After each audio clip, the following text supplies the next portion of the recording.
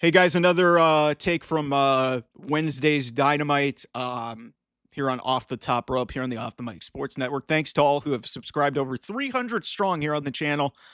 All right, let's talk about Private Party and the Tag Team Championships.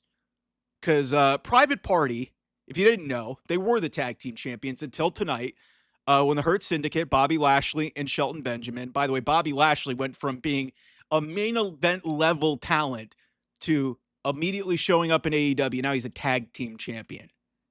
Great job. I'm happy for Shelton Benjamin. That guy's one of the redeeming things about this is Shelton Benjamin is getting showcased, even though he's almost 50. Shelton Benjamin is fucking phenomenal. And the fact that WWE didn't recognize that for a long time when they brought him back about 5-6 years ago is ridiculous. So that's cool. But in regard, like, this was so obvious that this was going to happen the minute that the Hurt Syndicate interacted with Private Party. Private Party beat the Young Bucks for the AEW Tag Team Champions. Yeah, the Young Bucks weren't great tag team champions, and a lot of people are annoyed with them. Still, that should have been a monumental type moment for Private Party, who had been with this company since the beginning, hadn't been really pushed, but then they finally seemingly got some sort of a little bit of a boost to get you to believe and buy into, hey, they can beat, it was kind of forced, but still, Private Party were the ones to knock off the Young Bucks and send them home. And the Young Bucks haven't been seen on AEW television. They did win the New Japan Tag Team titles very recently. But this was such a lackluster title reign for a company that was built on great tag teams. It really is sad what this has resorted to. And, cool that the tag team titles are on a dominant heel faction like the Hurt Syndicate, who needed something to legitimize them. But that being said, Bobby Lashley is not a tag team wrestler. Shelton Benjamin was a tag team wrestler a long time ago, like 20 years ago. He hasn't really been a tag team wrestler for a long time. So that's your top tag team. This is the organization that had the Young Bucks, the former LAX, Proud and Powerful with Santana and Ortiz. You had SCU. Like, I could keep going. I mean, FTR is now embroiled in the Death Rider storyline, which is a disaster. Go watch that video.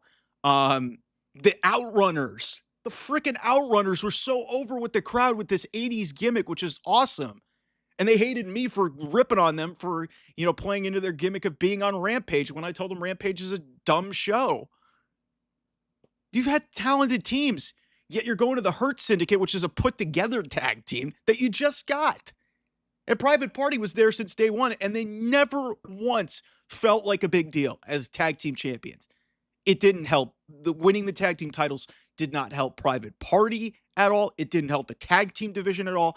Frankly, this is one of the worst title runs that I've ever seen booked in my entire wrestling life that I've watched any form of wrestling, whether it be TNA, AEW, whatever, New Japan, whatever. And I don't have that much of a background in New Japan or Ring of Honor, but in all my years, it's specifically for North American wrestling, which is what I predominantly watch.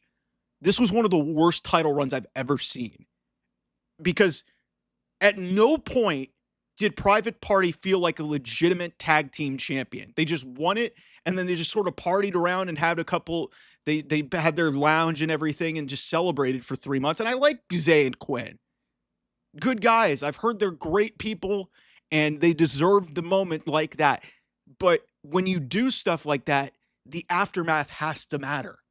It can't just be win the championship and then just move forward. Which is why I have such a problem with the Death Rider storyline, because that was just about giving Bryan Danielson his moment and nothing else. You can't be booking for moments with championship reigns.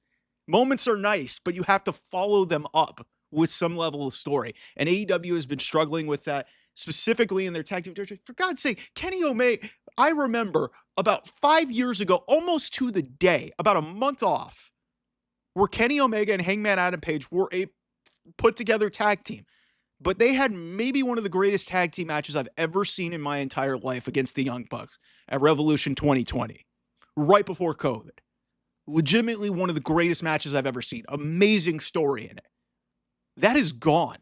Because look at where we're at now. Private Party was literally doing nothing. I almost forgot that they were the tag team champions until a couple of weeks ago. And then the Hurt Syndicate interrupts them, and then they have this trios match, and then immediately after they have the tag team match. And I was like, oh yeah, Hurt Syndicate's winning. When you know that there's going to be a title change, that's bad.